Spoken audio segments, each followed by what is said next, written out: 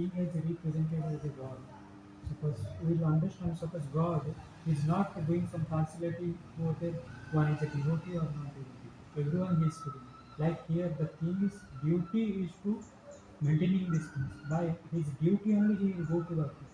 If someone is anthropologist or something else, that is little out of boundary. But he has to, by his duty, he will go to back to God. It's my question. Nice, nice. This is a nice point which I was actually looking for. See, this is one very important thing that something I was misleading by saying like material activities and things like that.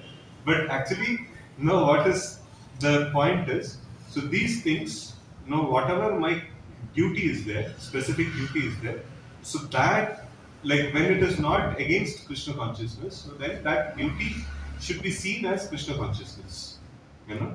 So now here, like this Raja Dharma, it is actually duty of a king, and also like here, Vishwadev, was handling the affairs of the kingdom, like after, after the Kauravas are wiped off.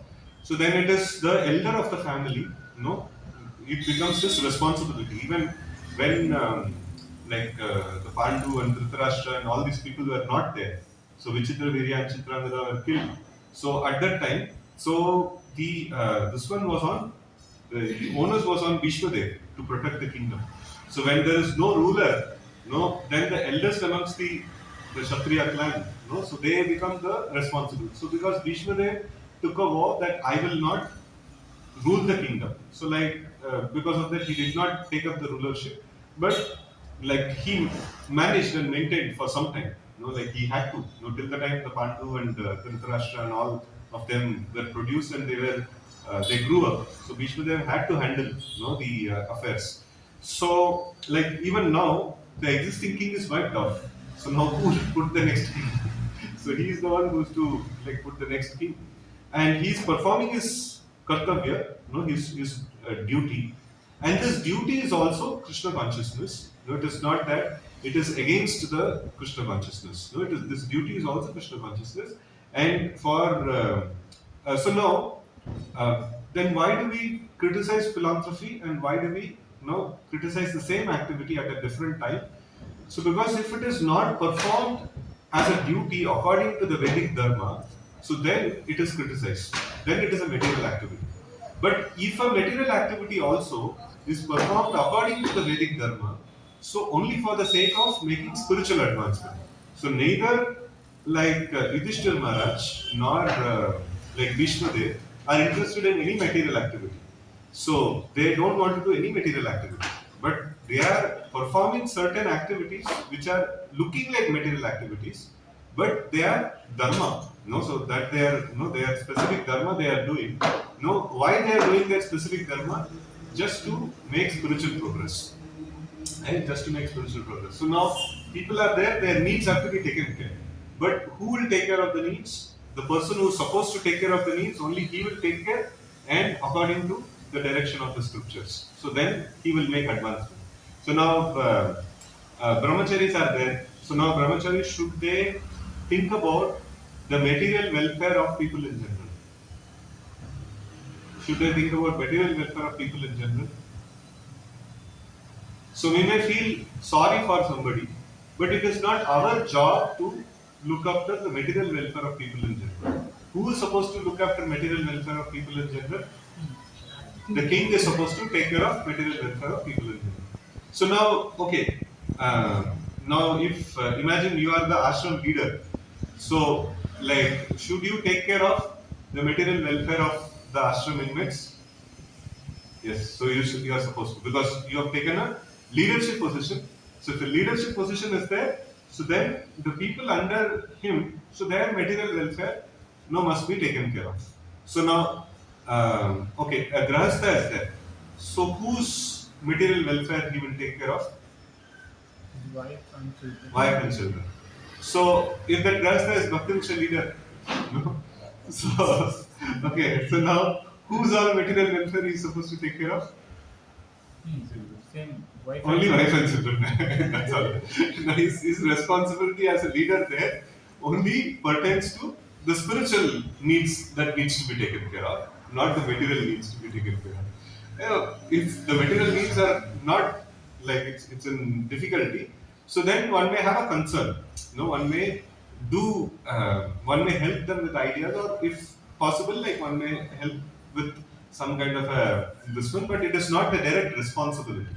So there is something that we may do for others, like out of or like kind heart or something like that. But there is something like responsibility. It is not like I am taking care of my wife and children out of my kindness. No, it is whether you have kindness or not, still it is your responsibility. You have to take care. Like that.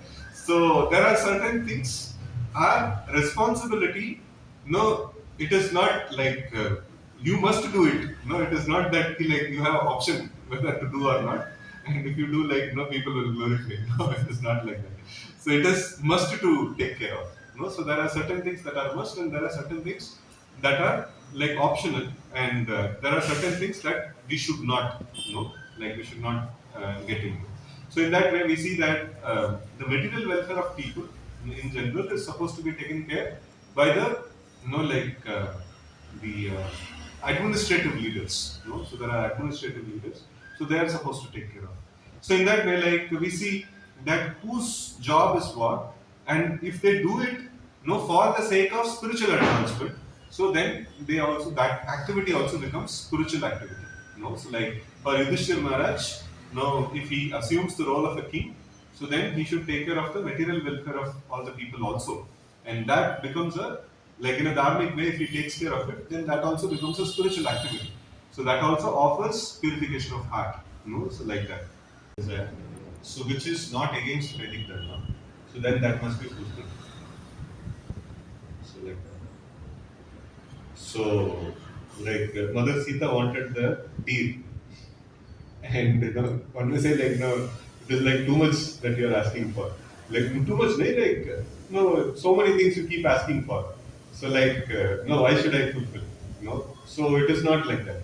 So it is she asked for the deed, and for a Kshatriya, like to fulfill this kind of a demand from the wife is not other way. So then he has to fulfill that. So now, if what is that? If a child is nicely studying and he has got a desire to study certain particular subjects, and it is not against Vedic Dharma, then the father has to provide provision for that. So he cannot say that he like no, whatever you like, no, why should I supply? No.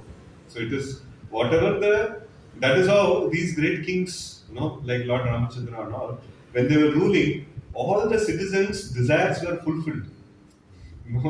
They wanted to have a house. Okay, that is there. Either he gives it or he makes the arrangement in such a way that they will get it. So in that way, like the king's job is to take care of the citizens to that extent. It is not that I gave basic infrastructure. No, that's all. No. So they have a dharmic desire. So the king has to fulfill it. Like that. So that's how the natural superiors have the this one responsibility, that if the dependents have a desire. So that is how the spiritual this one also. So when the dependents they do their job very nicely, so they do their service to the spiritual master nicely. Their part is done properly, and then this like they have a desire. No, I want to attend the lotus feet of the Lord. I want to go back to God, and it is a dharmic desire. Then the spiritual master or like unto whom we have surrendered, like the spiritual master or the supreme Lord.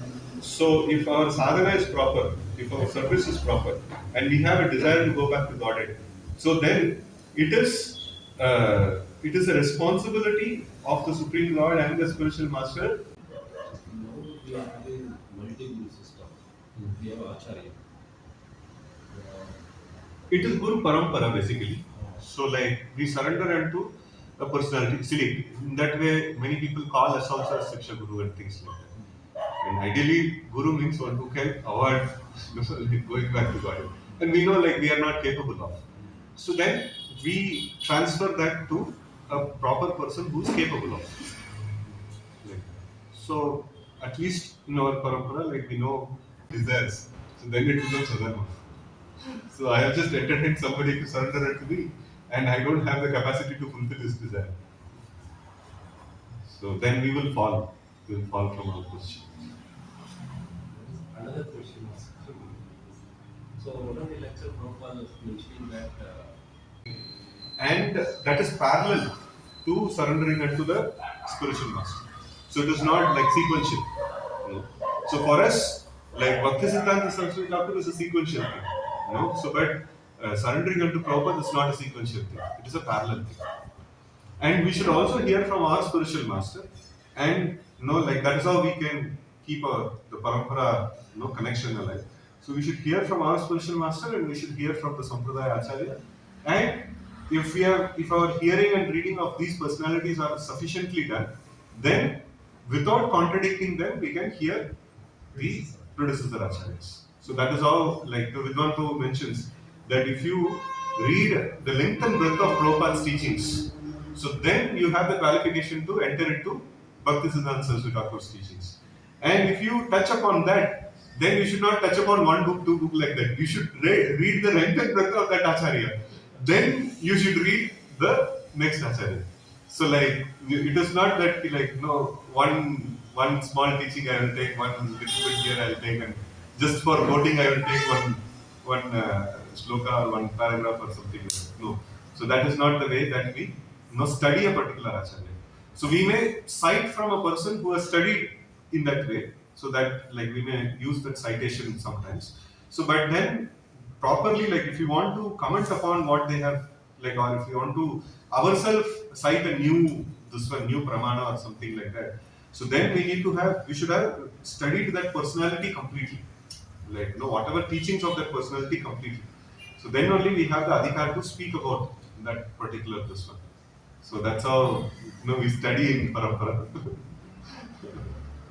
So if at all we have to touch upon Bhaktisiddhanta Saraswati Thakur's teachings, then we should study the length and breadth of Prabhupada's teachings, and we should digest that nicely. Then we can go to the predecessor acharya like that.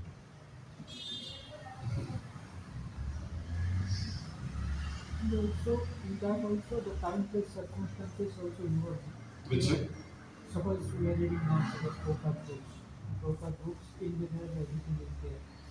And same time also Prabhupada's morning walk is there. Better is there. If sometimes, for me, sometimes we are competing.